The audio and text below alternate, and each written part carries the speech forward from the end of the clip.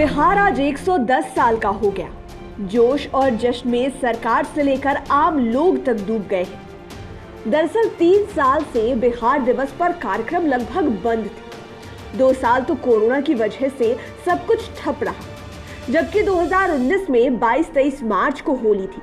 ऐसे में बिहार दिवस के कार्यक्रम को लेकर इस बार लोगों का उत्साह दोगुना तिगुना है।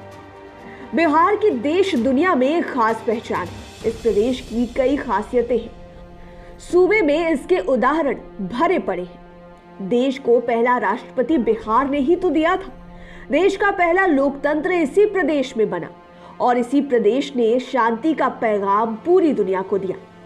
सिख के दशमेश गुरु गोविंद सिंह का जन्म भी बिहार में ही हुआ था। आपको यह भी बता दें कि हमारे प्रदेश का नाम पहले बिहार नहीं बल्कि विहार था। तो आइए जानते हैं कि आखिर बिहार देश दुनिया में इतना प्रसिद्ध क्यों है और क्या इसकी खासियत है। दरअसल बिहार को पहले मगध कहा जाता था। मगध का जिक्र सबसे पहले अर्थवेद में मिलता है। यह बुद्धकालीन शक्तिशाली राजतंत्रों में से एक था। इसे किकट भी कहा जाता है। मगध दक्षिणी बिहार में स्थित था, जो कालांतर में उत्तर बिहार का सर्वाधिक शक्तिशाली महाजनपद बन गया। वर्तमान में बिहार के गया जोन को लोग मगध के नाम से जानते हैं, लेकिन एक समय था जब बिहार पूरे देश में मगध के नाम से प्रसिद्ध था। उस समय बिहार की राजधानी का नाम था पाटलिपुत्र। मुगल बादशाह औरंगजेब ने 1704 में इस शहर का नाम अजीमाबाद कर दिया था। इसके पहले यह शहर कुसुमपुर के नाम से भी जाना जाता रहा और अब हम लोग इसे पटना कहते हैं। केवल यही नहीं, बिहार का इतिहास काफी समृद्ध रहा है। बिहार ने वैशाली के रूप में देश को पहला लोकतंत्र दिया था। बिहार ने वैशाली के रूप में देश को पहला लोकतंत्र दिया था। हमने ही तो पूरी दुनिया को लोकतंत्र का पाठ पढ़ाया।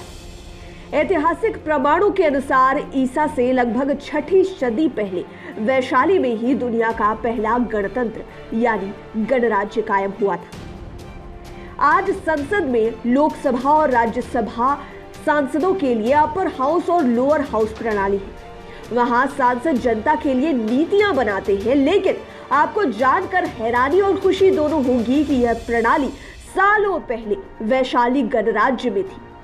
उस समय वैशाली गणराज्य में छोटी छोटी समितियां हुआ करती थी, जो जनता के लिए नियम और कायदे कानून बनाती थी। वह उस समय वज्जी महाजनपद की राजधानी के रूप में वैशाली नगर जाना जाता था। प्राचीन भारत में शक्तिशाली राज्यों को महाजनपद कहते थे। वैशाली में गणतंत्र की स्थापना लिच्छवी शासन में हुई थी। इसका संबंध एक हिमालयन वंश लिच्छ से था। इसके अलावा भारत के प्रसिद्ध सम्राट चंद्रगुप्त मौर्य, विक्रमादित्य और सम्राट अशोक भी बिहार से ही हुए। बिहार में शांति संदेश देने वाले भगवान बुद्ध और भगवान महावीर का भी जन्म यही हुआ। पूरी दुनिया को शांति का संदेश देने वाले भगवान बुद्ध और भगवान महावीर को भी ज्ञान की प्राप्ति इसी धरती पर हुई। भगवान बुद्ध ने बौद्ध धर्म और भगवान महावीर ने जैन धर्म की शुरुआत की, इसकी स्थापना की और इसी धरती से ही दोनों धर्मों का विस्तार अब विदेशों तक है।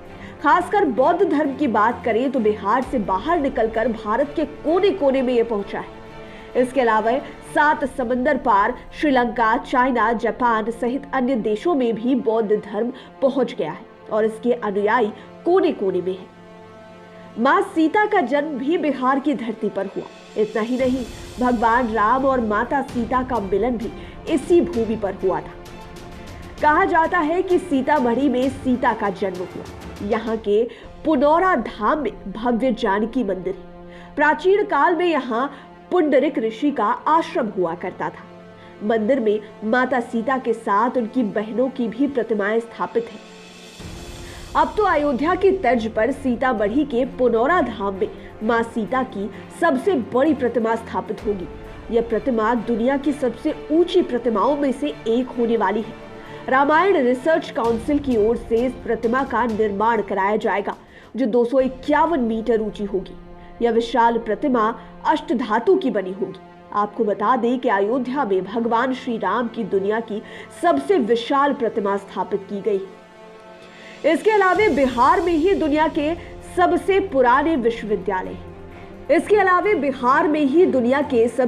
पुराने विश्वविद्यालय जिनमें नालंदा विश्वविद्यालय, विक्रमशिला विश्वविद्यालय शामिल है।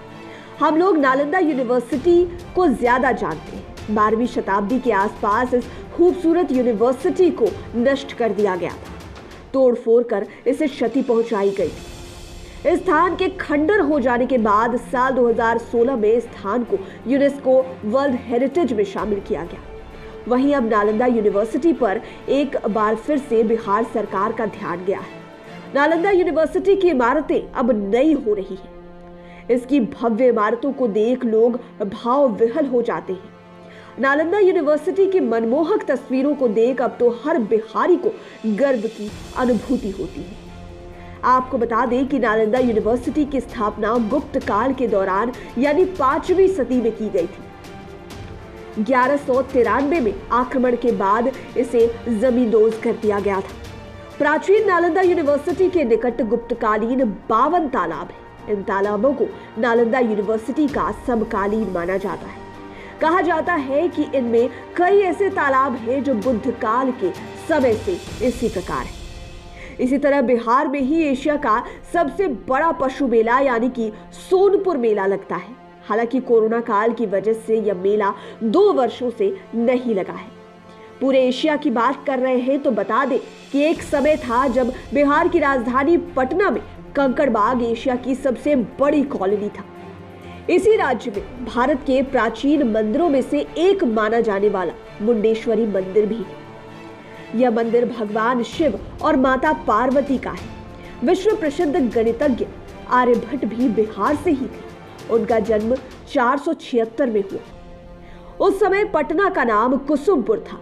आर्यभट्ट उन पहले व्यक्तियों में से थे जिन्होंने बीज गणित का प्रयोग किया।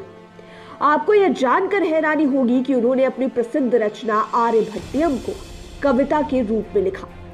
आपको यह जानकर हैरानी होगी कि उन्होंने अपनी प्रसिद्ध रचना, जिसे आर्यभट्टिया या आर्यभट्टियम कहते हैं, उसे कविता के रूप में लिखा। यह प्राचीन भारत की बहुचर्चित पुस्तकों में से एक है। इस पुस्तक में दी गई ज्यादातर जानकारियां खगोल शास्त्र और गोलीय त्रिकोणमिति से संबंध रखती है। आर्यभट्टियम के अंक गणित, बीज गणित और त्रिकोणमिति के 33 नियम दिए गए। यहाँ तक कि पटना से सटे एक प्रखंड का नाम भी खगोल है। कहा जाता है कि इसी इलाके से आर्यभट्ट का संबंध रहा। इसके अलावा अन्य खासियतों में शामिल सिखों के 10वें गुरु गोविंद सिंह का जन्म भी बिहार में ही हुआ था। पटना साहिब स्थित हरमंदिर तख्त में उनके जन्मोत्सव को हर साल धूमधाम से मनाया जाता है। अब तो दशमेश गुरु की जन्मस्थली को देखने, वहां प्रार्थना करने, माथा टेकने पंजाब से लेकर विदेशों तक के सिख समाज के लोग सालों भर आते हैं। भारत को पहला राष्ट्रपति राजेंद्र बाबू के रूप में बिहार ने ही दिया था। और आपको यह भी बता दें कि बिहार शब्द संस्कृत और पाली शब्द विहार मठ से बना है। दरअसल बिहार बौद्ध संस्कृति का जन्म स्थान है, जिस वजह से इस राज्य का नाम पहले विहार था, बाद में इसका नाम बिहार पड़ा।